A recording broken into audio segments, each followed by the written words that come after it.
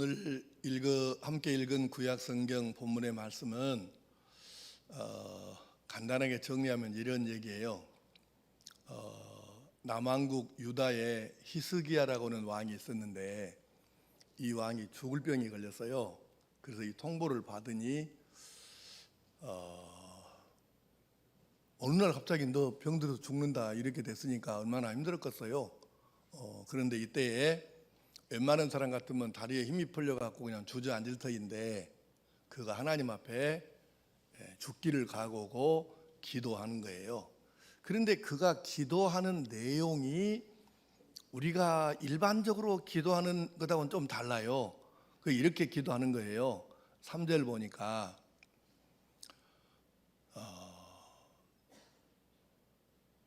내가 주 앞에서 진실과 전심으로 행하며 주의 목전에서 선하게 행한 것을 기억하옵소서 이랬대요. 그러니까 구체적으로 뭔지는 모르지만 하나님 앞에서 그가 선하게 행했대요. 우리는 사실 뭘 했다고 그래도 하나님 앞에 뭘 좀 한 게 있다고 쳐도 제가 이렇게 했으니까 좀 봐주세요 이런 건 좀 교만하고 좀 버장머리 없는 것으로 이렇게 느껴지잖아요. 그런데 히스기야는 그렇게 기도를 한 거예요. 제가 이 죽을 병 들었다는 급한 소식을 듣기 전까지 제가 하나님 앞에서 선하게 행했던 것을 좀 기억해 주십시오.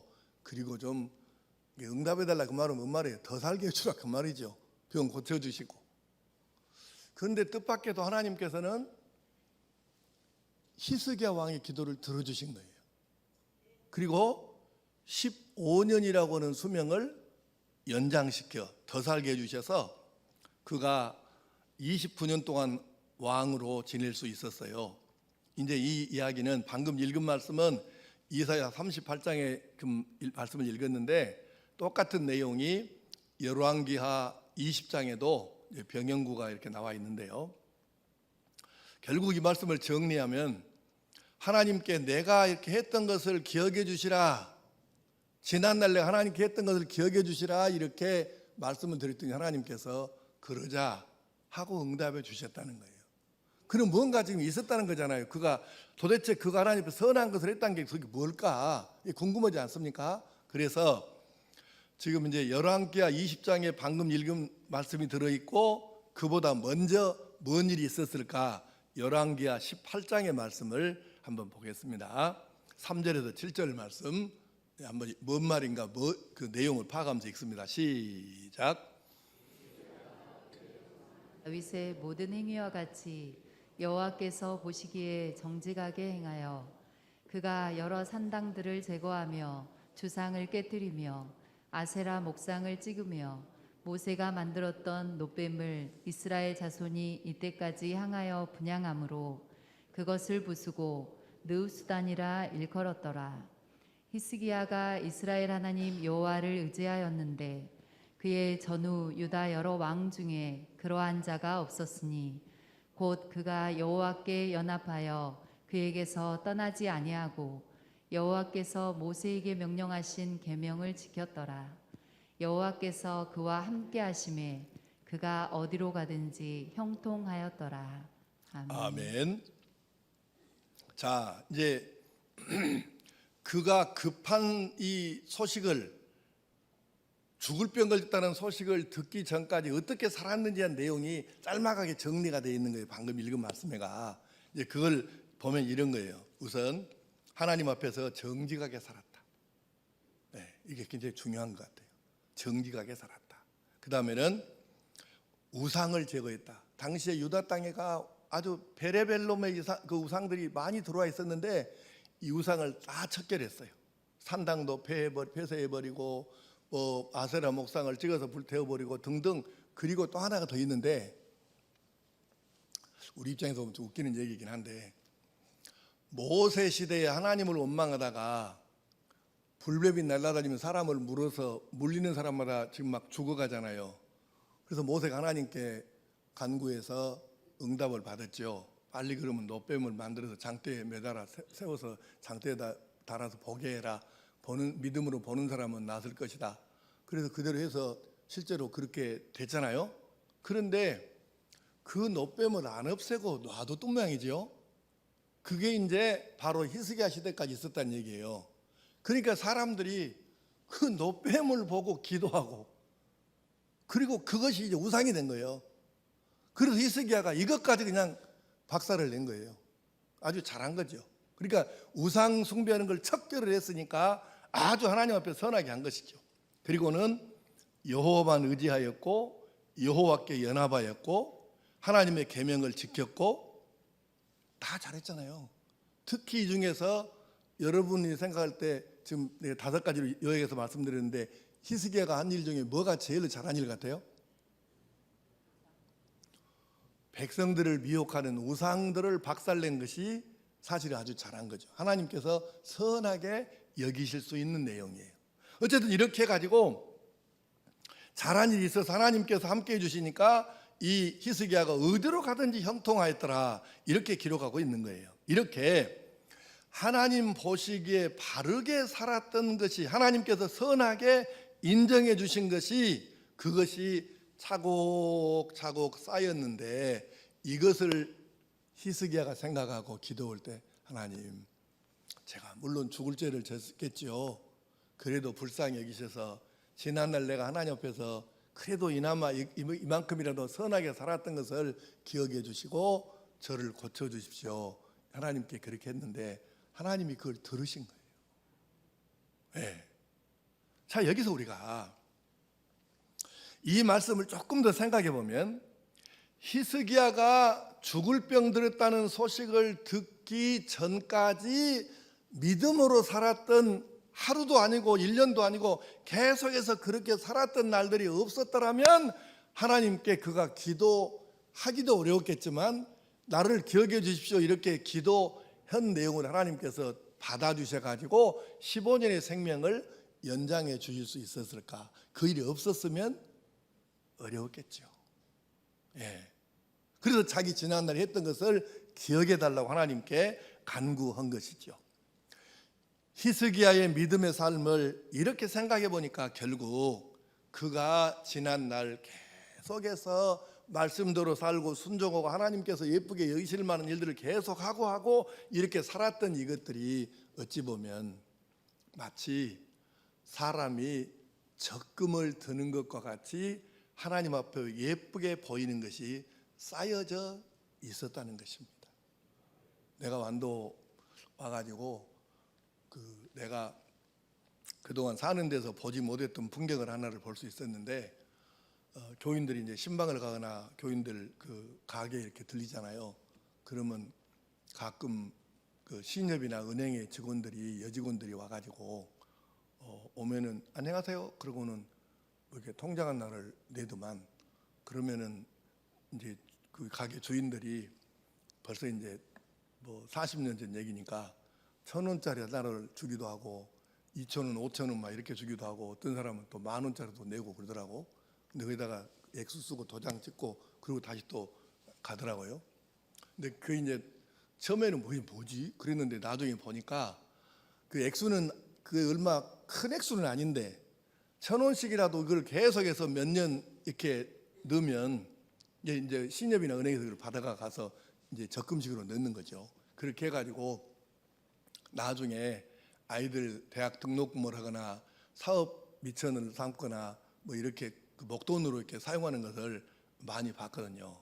그러니까 이 히스기야라고 하는 사람이 어느 날 갑자기 크게 큰맘 먹고 한번 뻥 그냥 큰 일을 터뜨리는 것이 아니고, 날마다 계속해서 그가 이렇게 하나님이 선히 여기시는 일들을 계속해서 쌓아갔는데, 그것이 쌓인 것을 보고 그가 급한 일을 당했을 때 하나님께 간구했더니 하나님께서 그거를 들어주셨죠. 그래서 해석해 보니까 마치 이렇게 하나님 앞에서 날마다 하나님 원하시는 일을, 선하게 여기시는 일을 행하는 것은 필요할 때 찾아서는 적금과도 같고, 비유하자면 보험과도 같은 것이 되었더라, 이런 말씀입니다.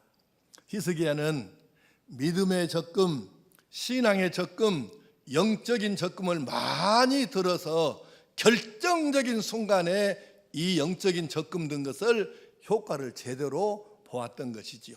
우리도 그렇다면 이러한 적금들을 좀 드려야 하지 않겠습니까? 우리는 어떤 적금을 드려야 할까요? 자, 먼저는 기도의 적금을 많이 들어야 합니다. 사도행전 10장 1절에서 5절 말씀을 함께 읽어봅시다. 자, 시작.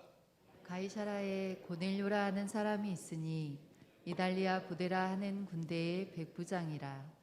그가 경건하여 온 지방과 더불어 하나님을 경외하며 백성을 많이 구제하고 하나님께 항상 기도하더니 하루는 제9시쯤 되어 환상 중에 밝히 봄에 하나님의 사자가 들어와 이르되 고넬료야 하니 고넬료가 주목하여 보고 두려워 이르되 주여 무슨 일이니까?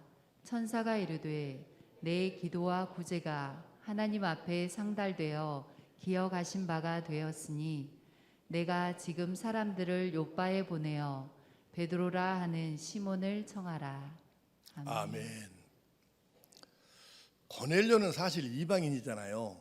그리고 오히려 지금 로마로부터 파송받아서 이스라엘 민족을 압박하는 입장에 서 있는 사람이니까 이스라엘 민족이 우리가 일본 놈 일본 순사하듯이 그렇게 지금 어떤 인식이 되는데, 그런데도 백성들에게 존경을 받은 거예요. 이 사람은 어떻게 그랬을까? 그가 이렇게 돼서 2절에 그가 경건하여 온 집안과 더불어 하나님을 경외하며 백성을 많이 구제하고 하나님께 항상 기도하더니, 그래서 그는 하나님께 항상 기도했다고 이렇게 분명하게 기록하고 있어요.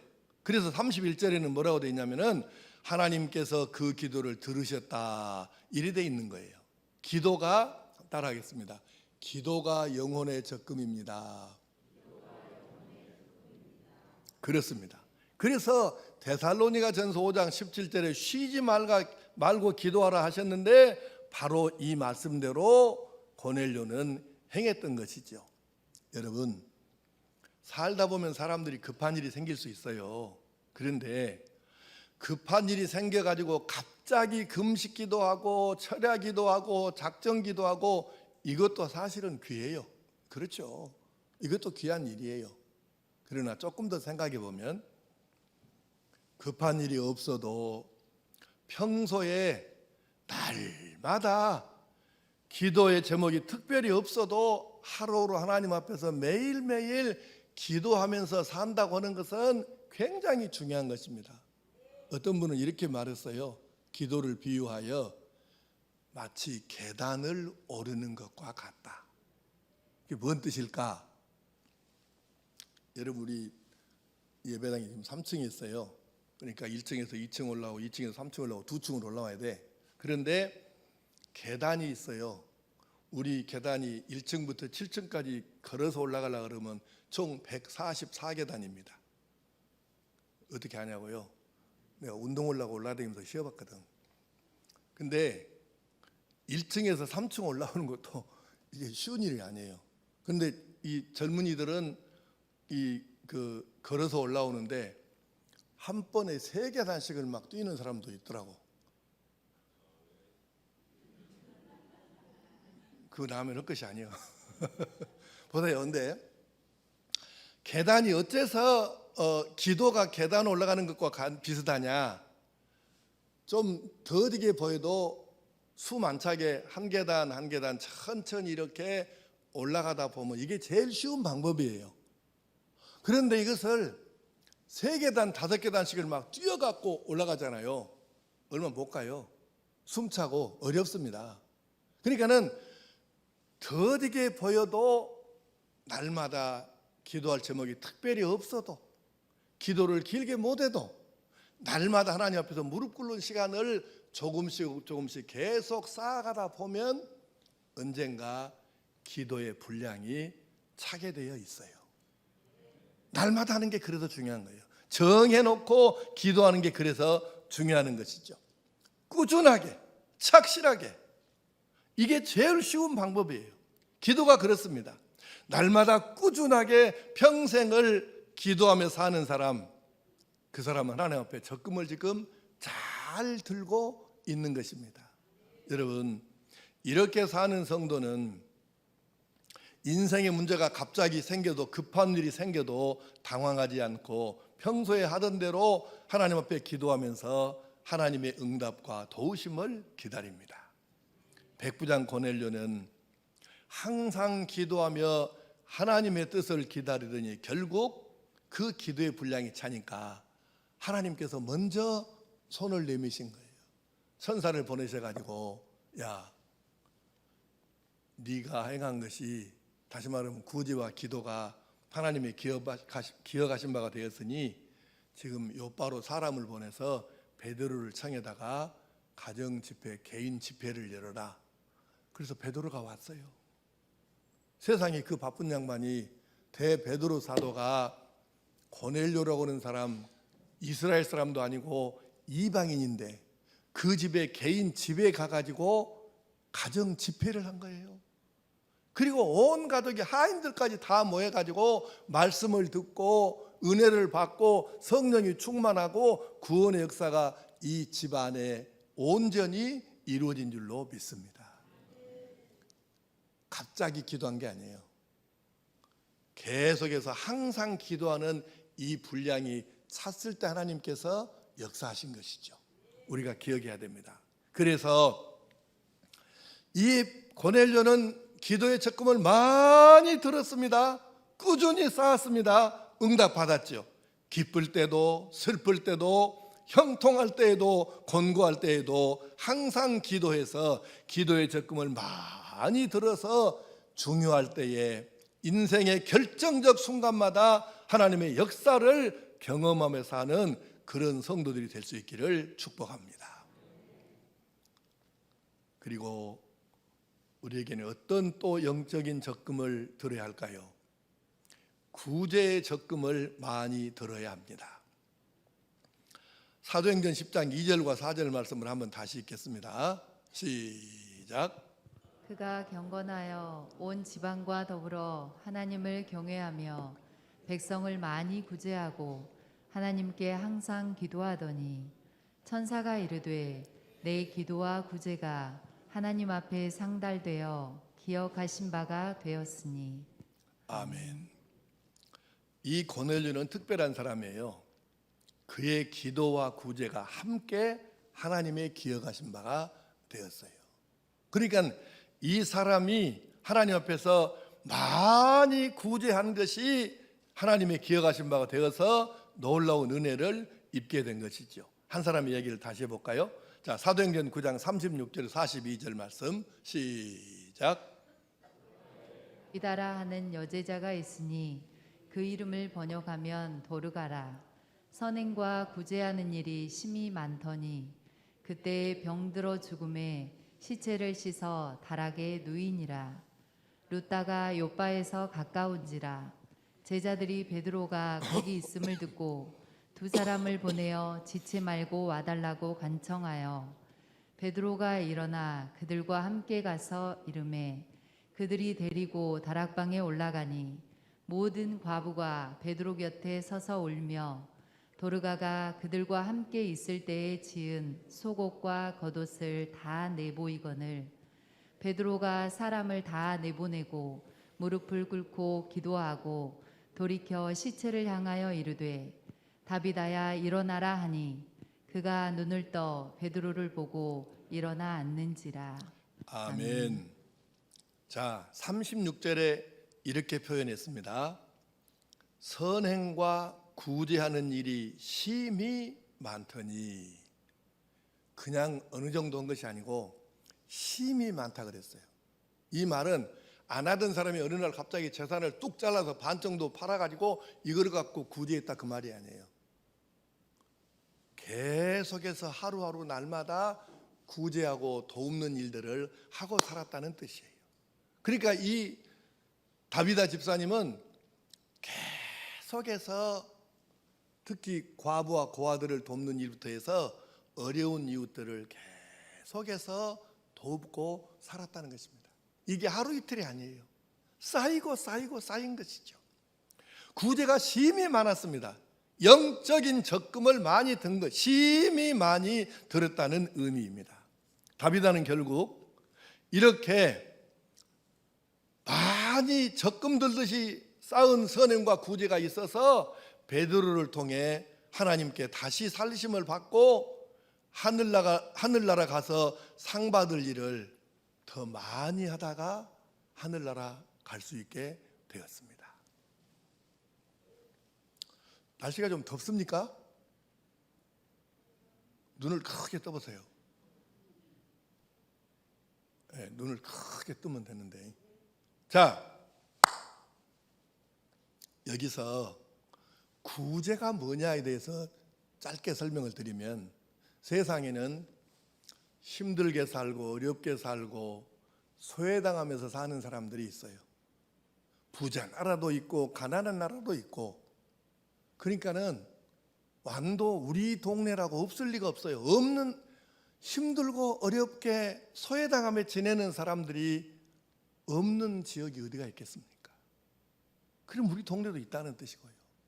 그러면 결국 이분들이 바로 우리가 손 내밀고 사랑을 베풀어야 될 대상이 되는 것이죠. 말하자면 방법이라는 게, 구제 그러면 사람들이 물질로 어떻게 하는 거 이거 먼저 떠오르는데, 물론 그것이 포함은 되지만 그것만을 의미하는 게 아니고, 그를 위해 기도하는 것도, 그를 위해 축복하는 것도, 가서 손 한번 따뜻하게 잡아주는 것도, 어깨 한번 따둑거려 주는 것도, 그리고 내가 가진 것 중에 일부를 떼어서 주는 것도 다 이게 구제예요. 그러니까 우리 주변에, 내 동네에 이런 사람이 어떻게 없겠습니까? 근데 우리가 꼭 잊지 말고 기억하셔야 됩니다. 우리 동네에 사는 힘들고 어렵고 소외당하는 사람들은 내가 고맙게 느껴야 할 분들이에요. 왜 고맙게 느껴야 하냐? 하나님께서 우리 동네에다가 그분들을 두셔가지고, 내가 믿음이 있는 사람이라면, 사랑이 있는 사람이라면 입만 살아갖고 오는 것이 아니라 실제로 손발로 가가지고 그들에게 손을 내밀 것이고, 그러면 하나님께서는 그것을 기억하셔서 우리에게 하늘의 상급으로 차곡차곡 쌓아 놓을 것이니, 그러면 결국 그분들은 내가 상 받을 일감을 만들어 준 분들이잖아요. 우리 주변에 내가 사랑을 베풀을 만한 아무런 대상이 없다 그러면, 우리가 그걸 못하면 상 받을 일도 그만큼 줄어들잖아요. 아니 근데 그 어려운 사람이 있다, 그 말은 내가 상 받을 일을 할 수 있는 일감이 있다는 얘기 아닙니까? 그러니까 그분들이 내게 상 받을 일할 수 있는 일감을 만들어 주는 분들이니까 고마운 분들이지요. 따라하겠습니다. 내 동네에 힘들고 어려운 분들은 고마운 분들입니다. 고마운 분들이에요. 내가 상 받을 일감을 지금 주는 분들이잖아요. 우리가 이렇게 하나님께서 상 받을 일감을 주시는데도 외면하고 입만 맨날 살아갖고 사랑하라, 구제하라, 도웁자, 손잡자 이렇게 하는데 실제로는 아무도 안 한 이거 빼고 말고 진짜 믿음과 사랑이 있는 사람이라면 그냥 못 있잖아요. 그러면 결국 이들을 오늘도 돕고 다음 주에도 돕고 그 다음 달에도 돕고 이렇게 하다 보면 이것이 쌓이고 쌓여서 결국 하나님께서 우리가 영적으로 적금을 드는 것처럼 그렇게 우리의 구제와 선행을 기억해 주실 줄로 믿습니다. 마태복음 10장 42절 말씀 시작.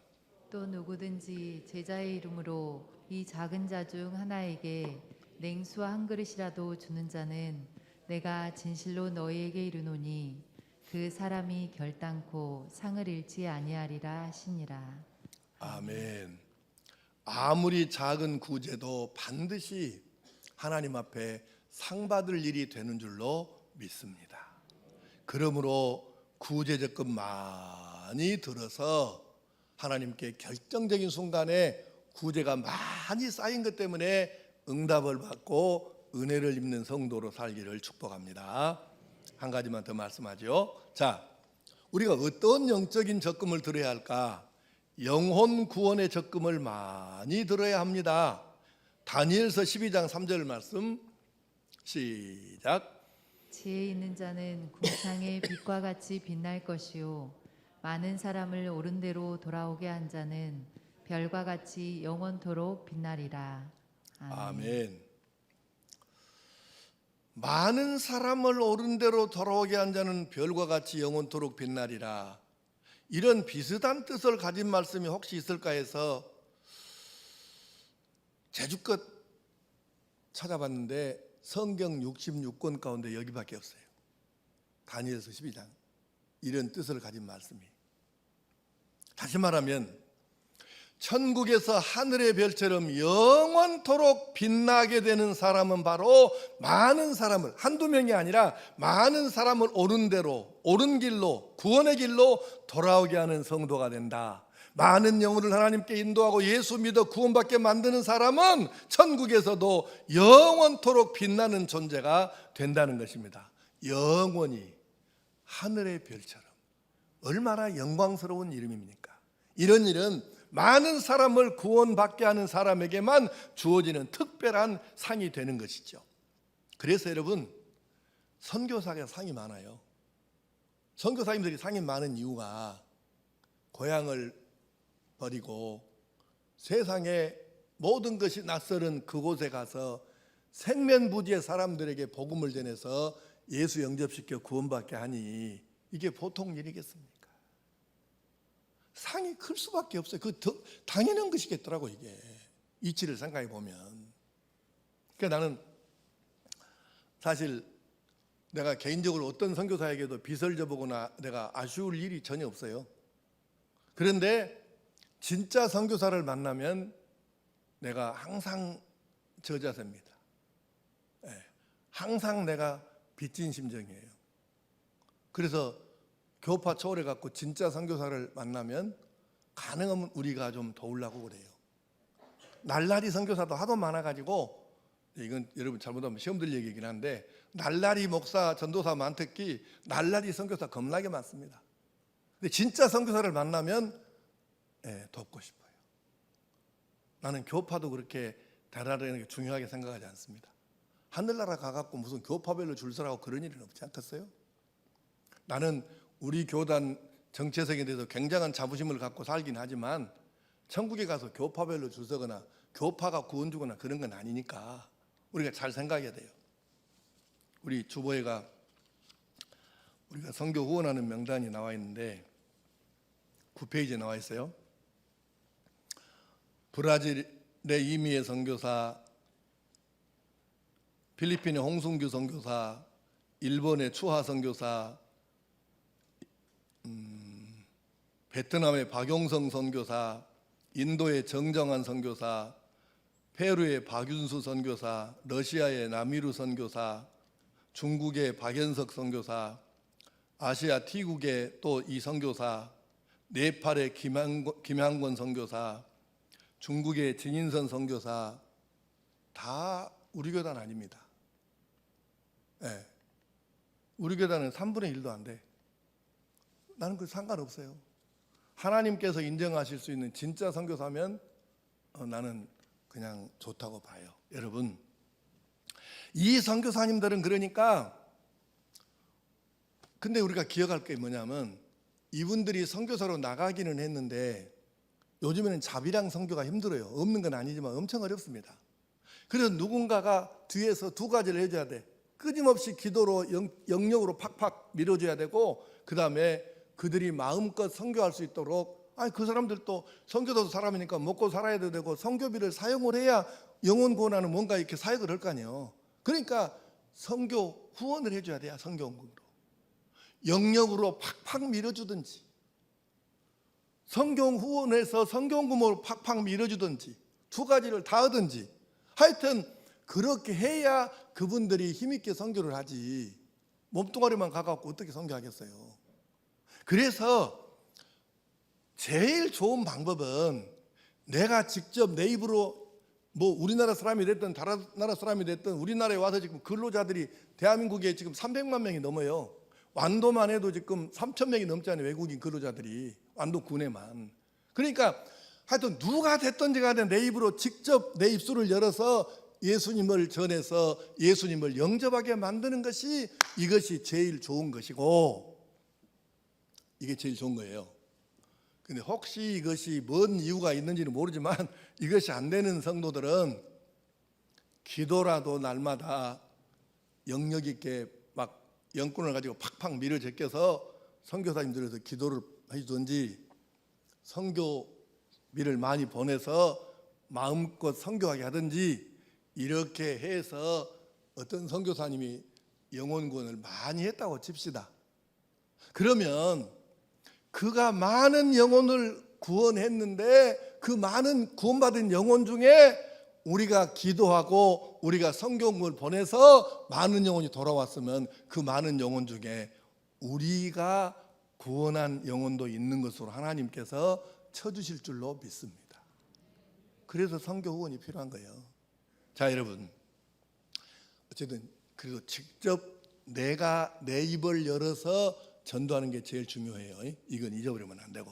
자, 그렇습니다. 영혼 구원이 바로 적금이에요. 확실한 적금입니다.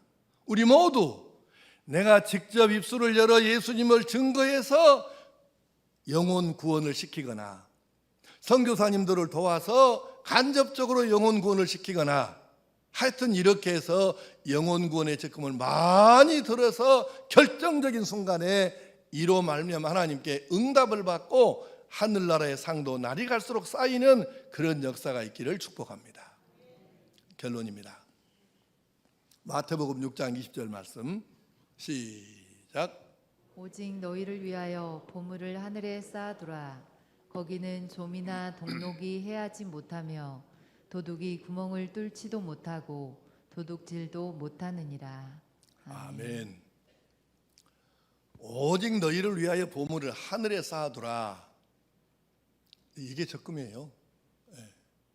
그런데 오늘 우리가 말씀 나누었던 기도하는, 날마다 쉬지 않고 기도하는 일, 날마다 우리가 계속해서 선행하고 구제하는 일, 날마다 예수님을 전해서 구원받게 하는 일, 영혼 구원하는 것, 이것이 바로 하늘나라에다가 차곡차곡 썩지도 않고 도둑 맞을 일도 없고 없어질 일도 없는 바로 하늘나라에다가 차곡차곡 쌓아놓는 진짜 적금이 되는 줄로 믿습니다. 기도 적금, 구제 적금, 영혼 구원의 적금, 확실하고 분명한 이 영적인 적금을 사랑하는 성도 여러분은 오늘까지 얼마나 이 적금을 드셨습니까?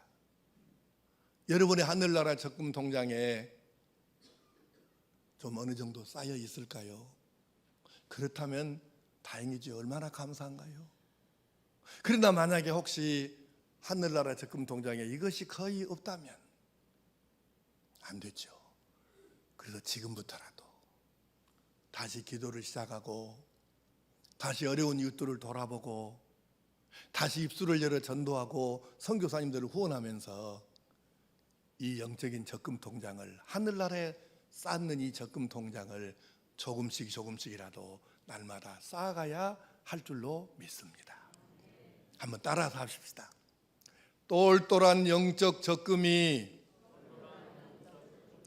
국회의원보다 귀하고 박사학위보다 낫고 50평 아파트보다 귀합니다. 이 사실을 여러분 믿습니까? 기도하십시다.